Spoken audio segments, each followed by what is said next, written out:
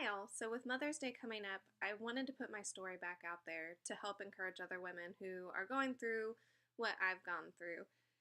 About 10% of women struggle with infertility, and I was part of that 10%. And I allowed that 10% to become what defined me. It was only part of my story, and I allowed it to become my entire story.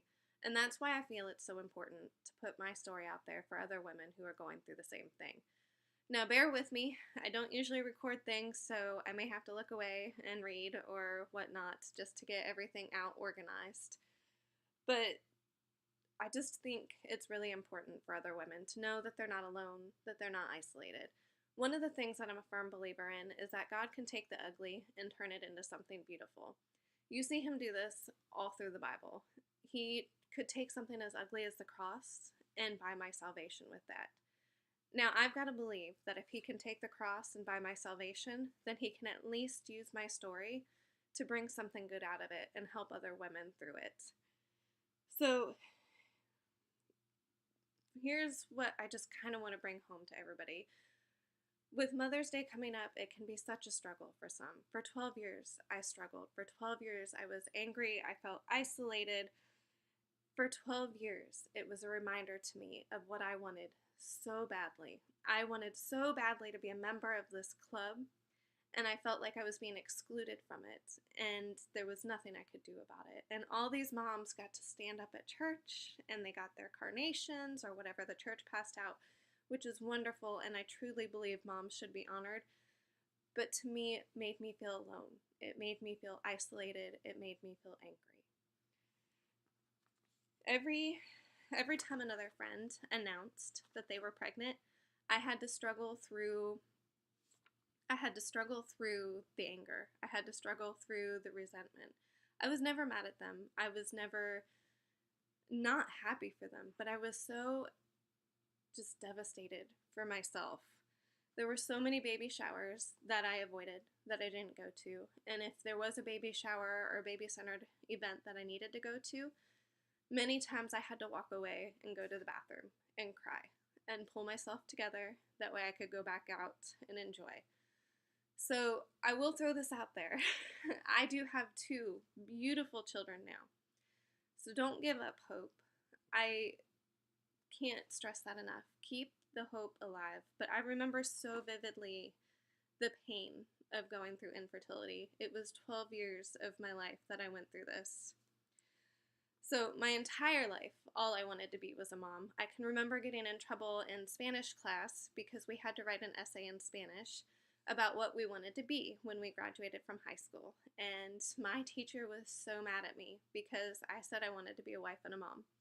And she said, no, you have to do something else. And I said, no, that's what I want to be. I want to be a wife and a mom. So I was losing my dream and not just the idea of this family. It's all I ever wanted to be was a mom. And my mom was done having children by the time she was 27. So I just kind of assumed that I would be done having children by the time I was 27. I was 35 when I had my first one.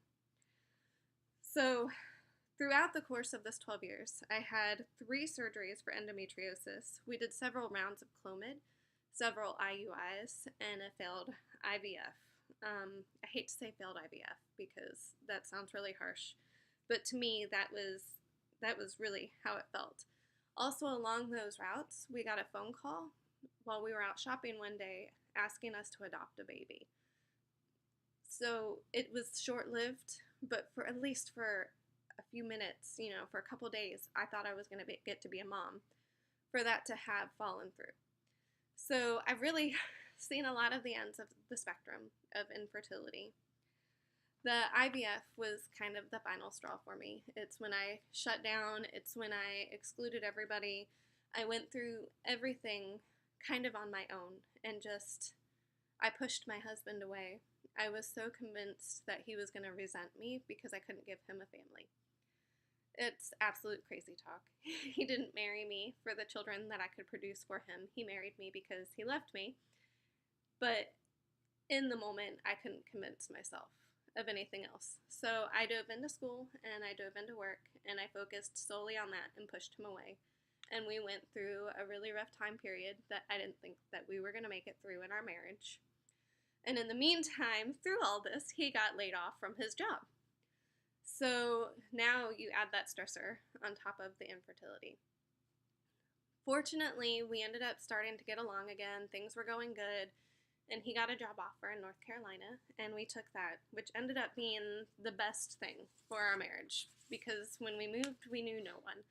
So we grew together again, and we grew stronger, and we came together because when you don't have anybody else, that's all you can do is lean on the person that you know. Unfortunately, before all of that had happened, both of us became really angry with God, like legit angry at God.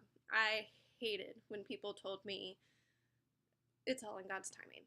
And I heard that phrase over and over again, and there wasn't a phrase that made me more angry. I was married. I had a house. I had a job. I had a husband.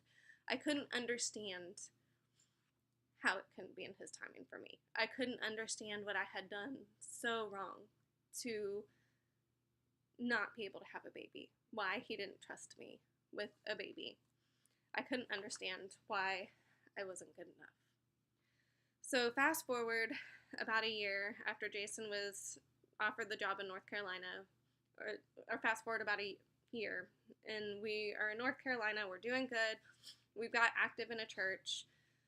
It took us a while to get active in the church. We didn't want to be active in the church again. We were mad at God. we wanted nothing to do with being there, but we had the faith in God. We grew up in church. We knew we needed to be there. So we get active in church. We get our friend base. We get just plugged in and where we needed to be. And the healing really started happening about that time. I've had my ups and downs even through all that with the infertility. I was never completely happy that we didn't have kids, but we had kind of come to terms with the fact that we didn't have any and that we probably weren't going to have any. But there were so many different things that happened through our lives that wouldn't have happened if we had had children. We both graduated with college degrees, which if we had gotten pregnant when we first went off birth control, then we wouldn't have graduated college. So we both graduated college. We moved to North Carolina, got plugged in a church where I feel like we belong. I worked for 5 years as a medical assistant with some amazing patients that I got to help through trying times, and I hope that God was able to use me in that time. And then we were talking about me going back to school. I had applied to school. I had done everything that we need. I was accepted into school. I was getting ready to turn 35. I was going for my nursing degree and knew there was no way I would be done before 37. And I remember going to my husband and saying, I need to try at least one more time. We need to at least rule it out one more time, give it one more good go around so that I know we've done everything that we could do to have our family. Being the wonderful husband he is, he agreed to it. I found out later on he wasn't happy about it and may have complained to a couple coworkers about it, but he supported me all of the way. We saw a local doctor who noticed a couple different problems but said it wasn't completely out of the question. So then we went and saw UNC Fertility. And when we drove out there, we were really kind of hoping that she would just say, absolutely not, there's no way. That's not what we heard. She said we were pretty good candidates for IVF. So we went ahead and we did some of the testing. One of the tests that came back said that my ovarian reserve was extremely low. So with that ovarian reserve, one of the things that I prayed going into IVF, that is, we weren't meant to do IVF if it wasn't going to work. I needed to not produce enough eggs to go forward with the procedure. I just didn't want to go through the whole process and then have it not work. So that was one of the things that I had prayed the whole time.